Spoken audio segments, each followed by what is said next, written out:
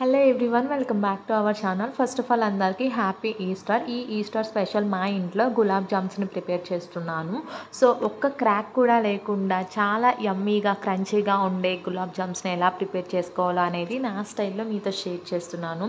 నేను కూడా for the first time try చేయడం. యూట్యూబ్ ఉంది కదా, ఫస్ట్ లాస్ట్ ఏం అవసరం లేదు, ఇలా సెర్చ్ చేస్తే చాలు రెసిపీస్ అన్నీ అలా వచ్చేస్తున్నాయి. సో మేమైతే డీమార్ట్లో ఉండి తీసుకొచ్చిన ఎంటీఆర్ గులాబ్ జామ్ ప్యాకెట్ ఒకటి ఫుల్గా వేసేసాను. అందులో కొంచెం milk, water and 1 spoon sugar, 1 spoon నెయ్యి, 2 టేబుల్ స్పూన్స్ వరకు గోధుమ పిండిని యాడ్ చేసుకోవాలి. సో దాన్ని పక్కన పెట్టేసుకోవాలి ఒక 5 మినిట్స్ 10 మినిట్స్.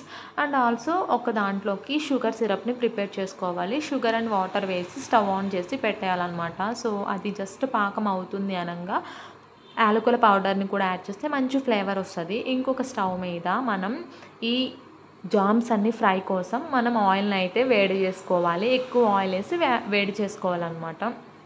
అవి రెండు అవుతూ ఉండగా మనం ఇంతలోకి చిన్న చిన్న జామ్స్ని ప్రిపేర్ చేసుకుందాం. స్మాల్గా రౌండ్స్లా అయినా చేసుకోవచ్చు, లేకుంటే ఇలా ఓవల్ షేప్లో అయినా సరే ప్రిపేర్ చేసుకోవచ్చు.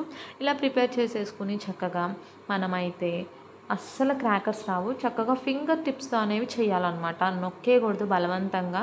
సో అలా చేసుకున్నవన్నీ ఆయిల్లో ఫ్రై చేస్తూ ఉంటే మంచి కలర్ వచ్చినాయి కదా. ఈ కలర్ రావడానికి టిప్ ఏంటంటే షుగర్ యాడ్ చేయడం వల్ల అండ్ గోధుమ పిండి యాడ్ చేయడం వల్ల.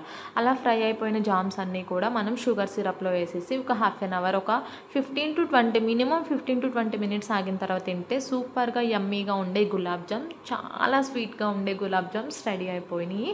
సో నేను కూడా ఫస్ట్ టైం చేయడం చాలా పర్ఫెక్ట్గా అనిపించింది. సో మీకు కూడా నచ్చితే వీడియో ఖచ్చితంగా లైక్ చేయండి, మీ ఫ్యామిలీ అండ్ ఫ్రెండ్స్కి షేర్ చేసేయండి. అలాగే ఇంకా సబ్స్క్రైబ్ చేసుకోకపోతే మన ఛానల్ని సబ్స్క్రైబ్ చేసుకోండి. Thank you for watching. Bye bye.